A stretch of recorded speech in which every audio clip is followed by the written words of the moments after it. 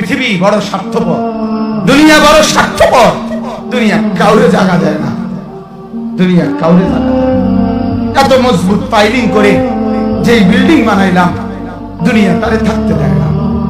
যাও এটা যা, যা তুই লাথি দিয়ে বাড়ি করে যা, কবরে যা, কবরে যা। দুনিয়া কাউরে থাকতে দেয়। দুনিয়া কত ক্ষমতাধরকে মাটির নিচে ফেলাই দিছে, দুনিয়া কত সম্পদওয়ালাকে মাটির নিচে ফেলে দিছে, দুনিয়া কত সুন্দরী নারীকে মাটির নিচে ফেলাই দিছে, মাটির সাথে রেজা রেজা করে ফেলছে। আজ আর চেহারা নাই, আজ আর রূপ নাই, আজ আর যৌবন নাই, আজ আর ক্ষমতা নাই। এমন বাদশা ছিল পৃথিবীতে যার হাতের আঙ্গুলের ইশারায় মানুষের গর্দান উড়াইয়া দিত, যার হাতের ইশারায় উঠত মানুষ, বসত মানুষ। আজ বাদশারা নাই, আজ সম্পদওয়ালারা নাই, আজ মারওয়ালারা নাই। দুনিয়া কাউরে থাকতে দেয় না, কাউরে না দোস্ত, কাউরে দেয় না। দুনিয়া দাদারে আমার থাকতে দেয় নাই। আমার দাদারে আমি দেখছি, আজ আমার দাদা নাই। আমার নানারে আমি দেখছি, আমার নানা নাই। আমার দাদিরে আমি দেখছি, আমার দাদি নাই। আমার নানিরে আমি দেখছি, আমার নানি নাই।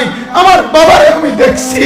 14 লক্ষ টাকা বাবার পেনশনের আমি সব ডাক্তারের পিছনে খরচ করে ফেলছি, বাড়ির ফসলের জমি বিক্রি করে ফেলছি।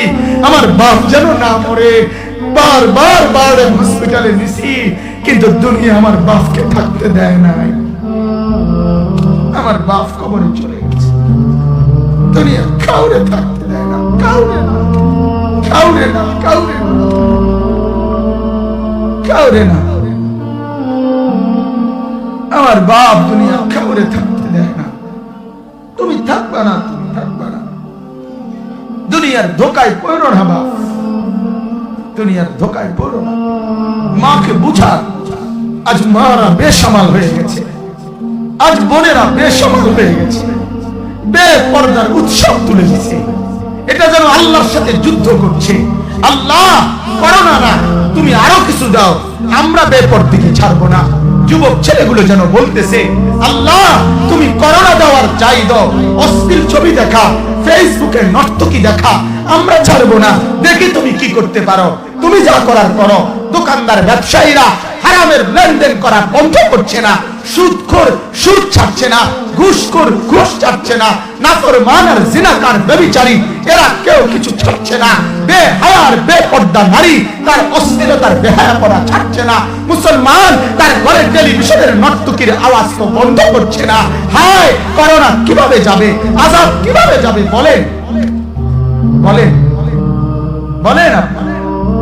আমার বাপ ফেরাউনের উপরে তো আযাব এতদিন ছিল না, নমরুদের উপরে আযাব এতদিন ছিল না, সাদ্দাদের উপরে আযাব এতদিন ছিল না, কারুনের উপরে আযাব এতদিন ছিল না, লূত আলাইহিস সালামের কওমের উপরে আযাব এতদিন ছিল না, হুদ আলাইহিস সালামের কওমের উপরে আযাব এতদিন ছিল না, নূহ আলাইহিস সালামের কওমের উপরে এতদিন আযাব ছিল না।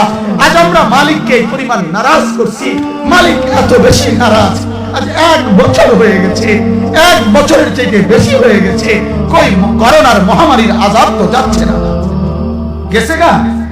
মানে আমাদের লক্ষ লক্ষ বাচ্চার পড়ালেখা বন্ধ, এরা নষ্ট হওয়ার চূড়ান্ত পর্যায়ে পৌঁছে গেছে।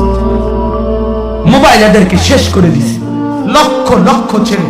গতকালকে এক মা আমার আত্মীয় ফোন দিয়া বলতেছে, সকাল 10টায় বাচ্চাটা ঘর থেকে মোবাইল লইয়া বাইর হইছে, রাতের 10টায় মা তারে ফোন দিয়া বলছে, বাপ ঘরে আসতি না, ভাত খাইতি না।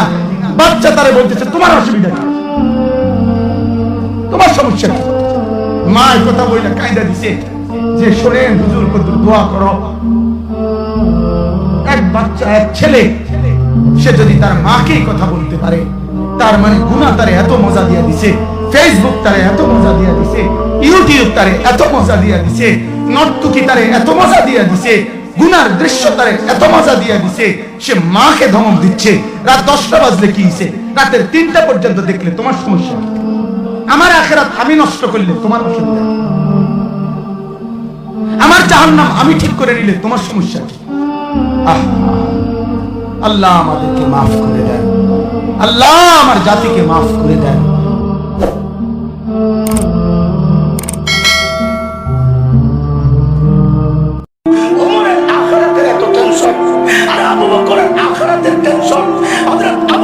নির্জনে চলে যেতেন দূরে, চিৎকার ইবনে আবি কুহাফা, ও আবু কুহাফার বেটা, তুই মানুষ কেন হইলি? তুই মানুষ কেন হইলি? গাছের পাতার দিকে তাকায়া তাকায়া আবু বকর কাঁদতেন আর বলতেন, ইয়া লাইতানি কুনতু ওয়ারাকা, আমি যদি মানুষটা হইয়া গাছের পাতা হইতাম তাহলে তো মালিকের সামনে আমার দাঁড়াইতে হইতো না। ওমরের আখিরাত নিয়ে এত টেনশন, আবু বকরের আখিরাত নিয়ে এত টেনশন, যাদের করা দরকার আমার মতো পাপীদের, তাদের কোনো টেনশন নাই। চেহারার দিকে তাকাইলে বোঝা যায় না মানুষটার আখিরাতের ফিকির আছে। কেন রে ভাই, কে তোমাকে গ্যারান্টি দিল যে তোমার মৃত্যুর যন্ত্রণা হবে না?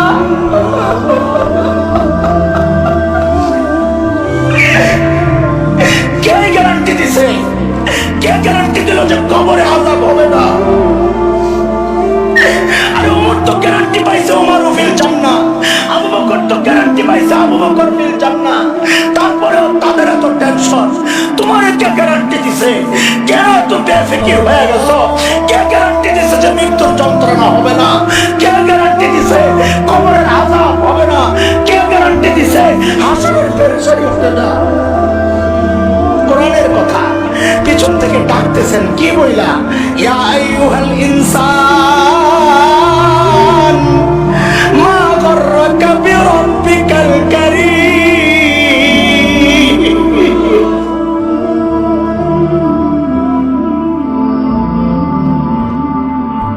আল্লাহ বলছে, বান্দা গুনাহ করছস, স্বীকার করস? স্বীকার করি। ভুল পথে যে চলছস স্বীকার করস? আল্লাহ করছি। বান্দা আমার সামনে যে হিসাব দিতে হবে এটা তুই মানস? আল্লাহ মানি, কিন্তু ভুল তো করে ফেলছি। হঠাৎ করে বান্দা মুস্কি হাসে বলে, আল্লাহ আমি হাজার গুনাহ করলো, মনে একটু সাহস আছে। কই কি? আমি তো মুসার উম্মত না, তোমার হাবিবের উম্মত। আমি হুজুর থেকে শুন, পড়ালেখা আমি করি নাই, আমি হুজুর থেকে শুনছি তুমি নাকি মুসা নবীর একটা বেশ্যা উম্মতকে কুকুরকে পানি খাওয়ানোর কারণে মাফ করে দিছো। একটা কুকুরকে পানি খাওয়াইয়া যদি মুসা নবীর উম্মত মাফ পাই, যিনি কলিমুল্লাহ ছিল, আমি তো হাবিবুল্লাহর উম্মত, আমি তো তোমার নবিউল্লাহর উম্মত, আমি তো রাহমাতুল লিল আলামিনের উম্মত। একটু সাহস আছে কিন্তু বলতে পারতেছি না, কারণ তোমার আযাব তো বড় কঠিন, তোমার আযাব তো বড় কঠিন। আমার লজ্জা লাগছে মওলা, আগুনে জ্বলবো আমার ভয় নাই, সাপে কামড়াবে আমার ভয় নাই, আমার শুধু নিজের ভিতর থেকে একটা লজ্জা লাগতেছে, তোমার খাইয়া কেমনে তোমার বিপক্ষে কাজ করছি, তো লজ্জা লাগতেছে মওলা, মওলা লজ্জা লাগছে। এবার আল্লাহ বলছেন, বান্দা বান্দা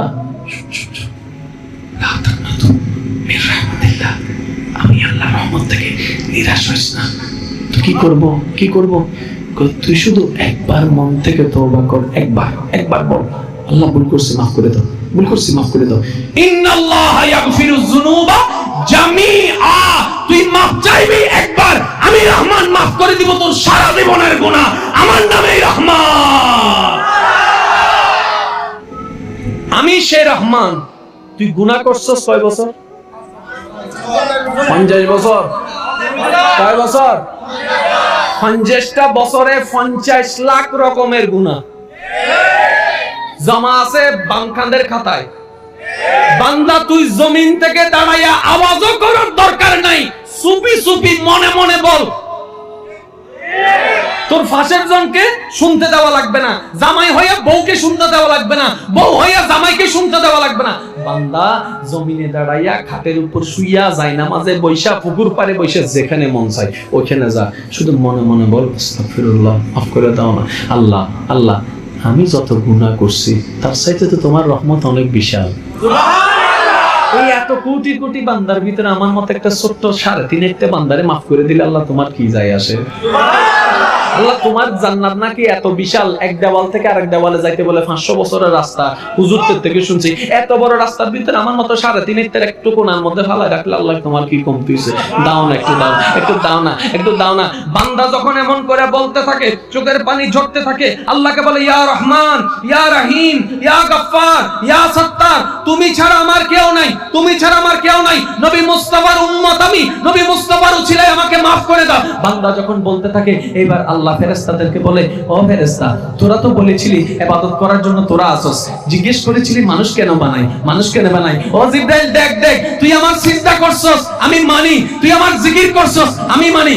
জীবনে কোনোদিন আমার এই পাগলা বান্দার মতো এইভাবে আদর করে আমারে ডাকছস, এইভাবে মায়া করে আমারে ডাকছস, আমার জন্য চোখের পানি ফেলছস? তোরা কেউ চোখের পানি ফেলস নাই। আমার বান্দার চোখের প্রেমময় ভালোবাসার পানি দেখার জন্য আমি বান্দাকে বানাইছি। সুবহানাল্লাহ।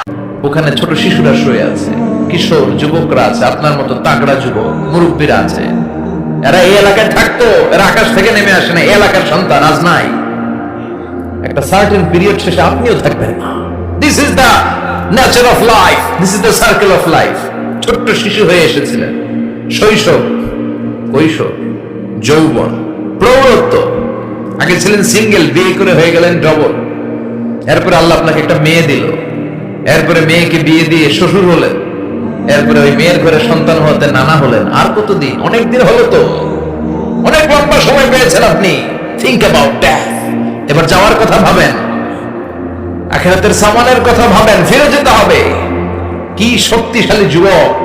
বার্ধক্য চলে আসলে লাঠি ছাড়া চলতে পারে না। কুচকুচে কালো দাড়ি সাদা হয়ে যায়, দাড়ির শুভ্রতা, বয়সের ভার, রং ধরা যৌবন জং ধরে শেষ। ঠিক কিনা? This is the circle of life.